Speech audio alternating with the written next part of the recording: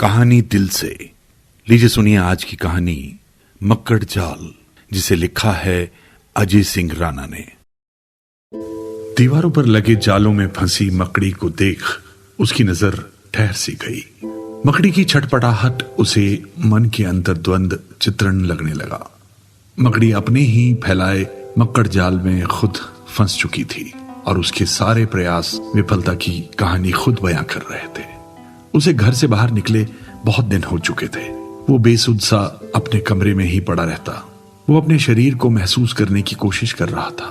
लगता था जैसे कई जन्मों की थकान ने उसे आ घेरा है। अभी बाहर से आई एक कर्कश आवाज ने उसे उस दृश्य से बाहर निकाला। शहर में लॉकडाउन है तो कोई भी व्यक्ति घर से बाहर ना निकले। ये सरकारी आदेश है, इसकी अवहेलना आपको भारी पड़ सकती है। ये घोषणा अब उसके जीवन का हिस्सा बन चुकी थी। हर रोज सुबह शाम ये शब्द उसके मन मस्तिष्क में ठहर से गए थे। उसने खिड़की से बाहर देखने का प्रयास किया, लेकिन उसे सिर्फ पुलिस की जीप का पिछला हिस्सा ही गली से जाता हुआ दिखाई दिया। एक विशेष प्रकार का हॉर्न बजाते हुए गाड़ी जा चुकी थी। गली में फिर खामोश हवाएं टहलने लगी। सड़क पर बिखरे पत्ते हवा के रुख के अनुसार कभी इस छोर तो कभी उस छोर। जब भी बाहर कोई हलचल होती वो इसी तरह से दौड़कर खिड़की पर आ जाता। पता नहीं क्यों उसे ये एक आत्मसंतुष्टि प्रदान करता था। उन पुलिस वालों को देख उसे एक उम्मीद तो थी कि बाहर अभी भी जिंदगी के अंश बचे हुए हैं। नहीं तो इन ठहरे हुए पलों ने उसे एक चिड़ियाघर का जानवर मान लिया था। और शायद उसने भी। उसे खिड़की के बाहर की दुनिया दिन प्रतिदिन उससे छिनती नजर आ रही थी। बाहर चुप्पी थी, लेकिन कमरे की प्रत्येक वस्तु हर रोज उससे वार्तालाप करती थी। पिछले 2 महीने से वो कमरे की 4 दीवारी के दरमियान एक कैदी की भांति व्यतीत कर रहा था। वो कमरे में दीवार पर टंगे आईने के सामने खड़ा हो गया और अपने बालों को ठीक किया। चेहरे पर चश्मा बढ़ती उम्र को दिखा रहा था। दाढ़ी बढ़ चुकी थी और सिर के बाल भी। आंखों में निराशा के अंश दिखाई दे रहे थे। अपने करियर की अनिश्चितता के चलते उसने अपने आप से सवाल किया, कर्म महत्वपूर्ण है या भाग्य? वो आईने में अपने आप को देख मुस्कुरा दिया। उसके पास इस सवाल का कोई जवाब नहीं था। गहरी हताशा में उसके सवाल उसकी चेतना के तारों को झंझनाते रहते। तकदीर के खेल को ना चाहकर भी वो मानने लगा था। अपने हाथों की रेखाओं को वो अक्सर निहार लिया करता था, लेकिन इन लकीरों से उसका विश्वास उठने लगा था। आंखों के सामने घिरी धुंध को हटाने के लिए चश्मे के लेंस को उसने अपनी शर्ट के कोने से साफ किया। उसने पोर पोर में उतरी थकान को समेटने की कोशिश की। तभी बाहर के छज्जे पर रखे पानी के बर्तन के पास पक्षियों की आने की आहट सुनाई दी। उसने दूर से ही उन पक्षियों को अटखेलियां करते हुए देखा। 4 छोटी छोटी सुंदर चिड़ियां पानी को चोंच के माध्यम से एक दूसरे पर उड़ेल रही थी। ये उनका हर रोज का काम था। ये दृश्य उसे बेहद सुकून प्रदान करता था। हर सुबह उसे इन चिड़ियों का इंतजार रहता। वे उसके इस जीवन का अहम हिस्सा बन चुकी थी। वो सुबह उठते ही उनके लिए बर्तन में साफ पानी रख देता और शायद उन चिड़ियों को भी उसके घर का पता याद हो गया था, क्योंकि ये भी तय समय पर हर रोज वहां पहुंच जाती। रहस्यमय बीमारी के भय ने इंसान को इंसान से दूर कर दिया था, लेकिन इन पक्षियों को देख उसे खुशी थी कि इस बीमारी से प्रकृति का यह हिस्सा बचा हुआ है। अभी पशु पक्षियों और पेड़ पौधों में इस रहस्यमय बीमारी के होने के प्रमाण नहीं मिले थे। बाहर हवा में लहलहाते हरे भरे पेड़ दिन भर उसकी आंखों को राहत देते। चिड़िया पानी पीकर जा चुकी थी। कमरे में फिर खामोशी पसर गई। तभी मोबाइल की रिंगटोन ने कमरे में फैले सन्नाटे को चीर दिया। वो दौड़कर बेड पर पड़े मोबाइल के पास गया और एक झटके से फोन को अटेंड किया। कैसे हो समर? मैं जानती हूँ कि तुम्हें ज्यादा बात करना पसंद नहीं है, लेकिन अगर एक आध फोन कर लोगे तो तुम्हारी शांति भंग नहीं हो जाएगी। उधर की आवाज में एक शिकायत थी, लेकिन अपनापन भी था। नहीं स्नेहा, ऐसी बात नहीं है। बस अपने अकेलेपन से जूझ रहा हूँ और सीख रहा हूं कि खुद के साथ कैसे जिया जाता है, समर ने सहजता से जवाब दिया। अच्छी फिलॉसफी, क्या बात है। लेकिन फिलॉसफर साहब, ये अकेलापन जब निकलता है ना तो डकार भी नहीं लेता। सरकार ने फिजिकल सोशल डिस्टेंसिंग की बात की है, फोन पर बात करने से मना नहीं किया। स्नेहा, अकेलापन एक खास बात होती है। वो क्या? अकेलेपन में हम अपने आप को अच्छे से जान लेते हैं। जिंदगी की भाग दौड़ में हम अपने आप को तो भुला ही बैठे थे। हालांकि कभी कभार घुटन भी होती है, लेकिन धीरे धीरे अब सीख रहा हूँ। समर स्नेहा के साथ बात करके सहज था। उसके जीवन में उसका बेहद महत्व था। दुनिया में उसके सिवा अब कोई नहीं था। कार दुर्घटना में कुछ साल पहले उसे माता पिता से जुदा कर दिया गया था। उस समय स्नेहा ही थी जिसने उसे संभाला था। अरे, आप तो बदलते जा रहे हो। अपने आप को जानकर कहीं हमें ना भुला देना। अभी मम्मी पापा को मनाना है।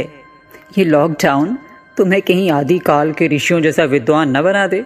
तुम धन्य हो समर बाबू, तुम्हारी जय हो। अरे नहीं नहीं, ऐसा नहीं होगा। एक बात कहूं? हाँ जरूर। समर, पापा ने मेरे लिए एक लड़का देख लिया है जो कोलकाता के एक सरकारी बैंक में मैनेजर है। मुझे डर लग रहा है समर, मुझे समझ नहीं आ रहा कि मैं क्या करूं।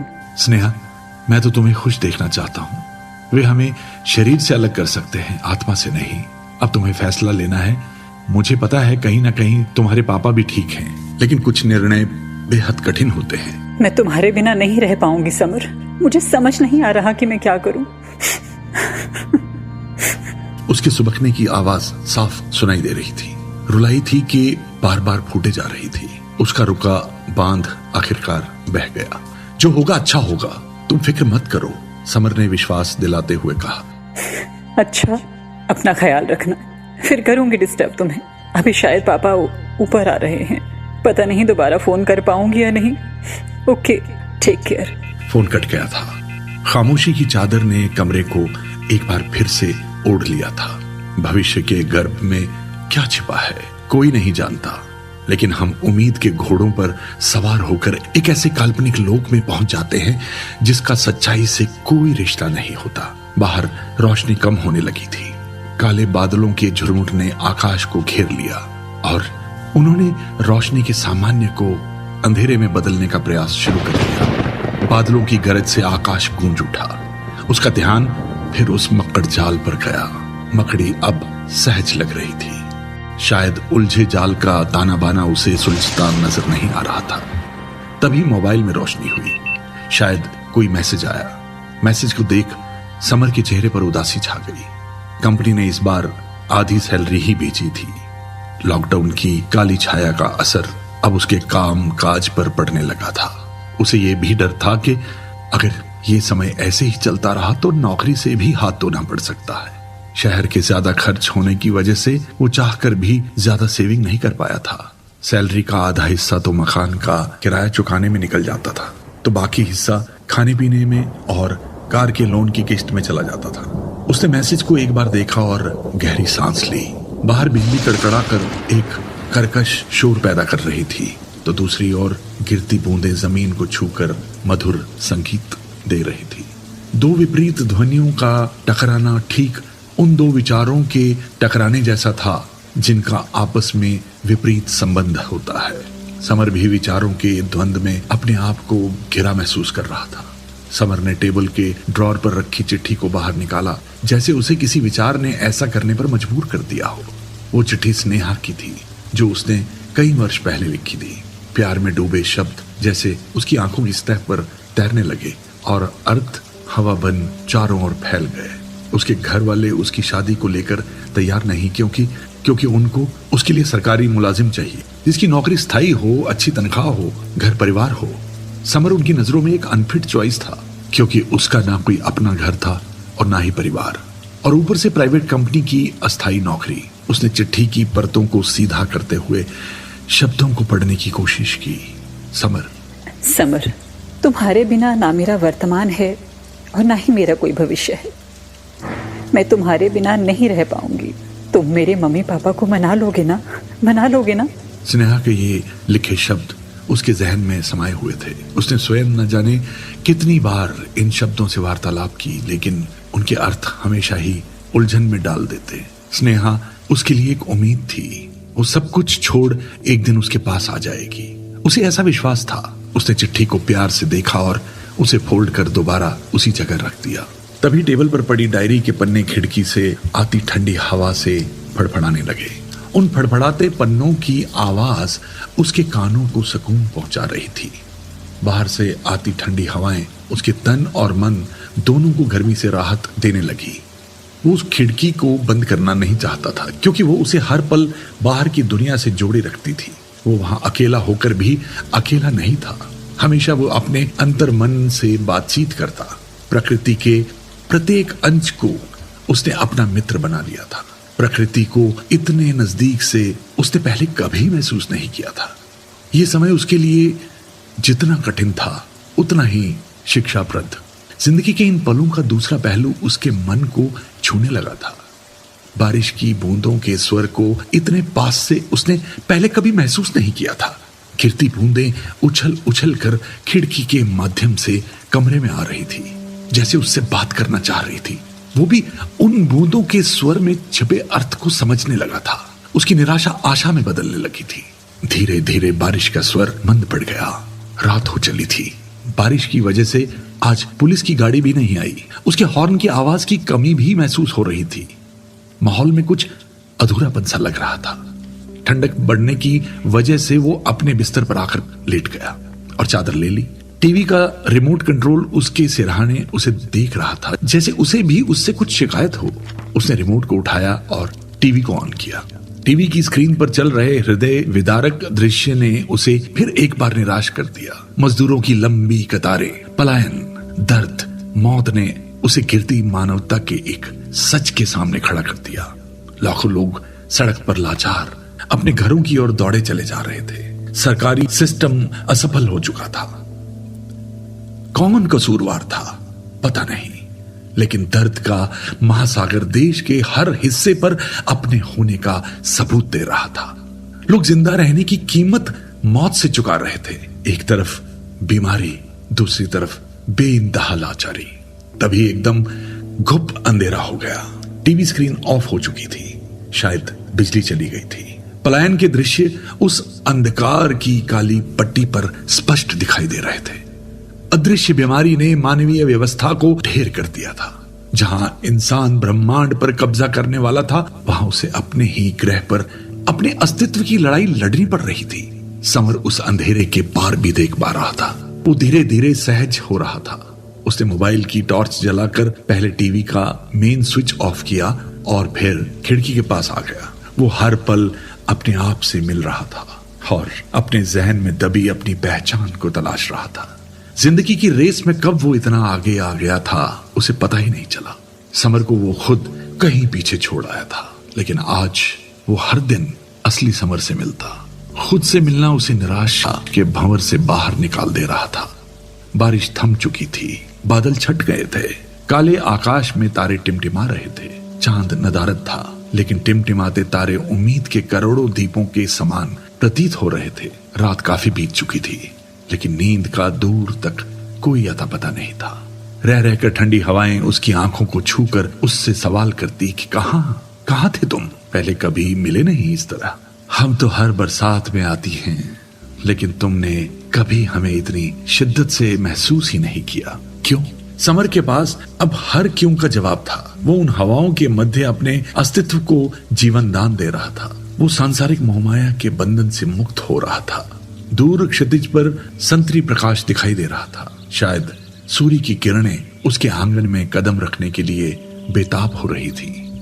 पक्षियों का कलरव उनके कानों में मिठास घोलने लगा था। उसके अंधेरे मन में प्रकाश फैल चुका था। वो ऊर्जावान और आत्मसंतुष्टि से परिपूर्ण हो गया था। इन विपरीत परिस्थितियों ने उसका जीवन के प्रति नजरिया बदल दिया था। भौतिक सुख से बड़ा आंतरिक सुख है, जिसकी तलाश हम कभी शुरू ही नहीं कर पाते। सुख हमारे आसपास प्रकृति के कण कण में ही बिखरा पड़ा है, लेकिन हम जाने क्यों भाग दौड़ में देख नहीं पाते। एक मैसेज से मोबाइल रोशन हो गया। स्क्रीन पर स्नेहा का नाम था। उसने मैसेज पढ़ा। उसकी बंद आंखों के कानों से आंसू टपके। उसके ये आंसू किसके लिए थे उसे कुछ समझ नहीं आ रहा था। स्नेहा का साथ यहीं तक था, लेकिन रूह से वो अंतिम श्वास तक उसका रहेगा और वो उसकी। उसने हाथों की लकीरों को एक बार फिर से देखा और उन्हें चूम लिया। आंसू सूख गए। उसे आभास हो गया था कि जीवन यही है और यही उसका सच है। सच सब कुछ अपने ही अनुसार हो, ये जीवन में संभव नहीं। विचारों की आंधी से उसका अस्तित्व तिनकों सा बिखरा और फिर उसने उन बिखरे तिनकों को समेटना आरंभ कर दिया। और समर ने मकड़ जाल की ओर देखा और मुस्कुरा दिया। कुछ आवाजें रूह की मानिंद उसमें झूल भटक रही थी और अंधेरों को दीवारों से टकराकर रोशनी की तलाश निकल पड़ी। उसकी आंखें अब सफेद स्याह देख सकती थी। उसके मन में बारिशता घुमड़ता एक बंजारापन उत्पन्न हो चुका था। उसके उजाड़ मन में ठंडी फुहार बरसने लगी और उसकी मुस्कान स्थिर हो गई। मकड़ी अपने मकड़जाल से स्वतंत्र हो चुकी थी और बढ़ चली थी नई मंजिल की ओर।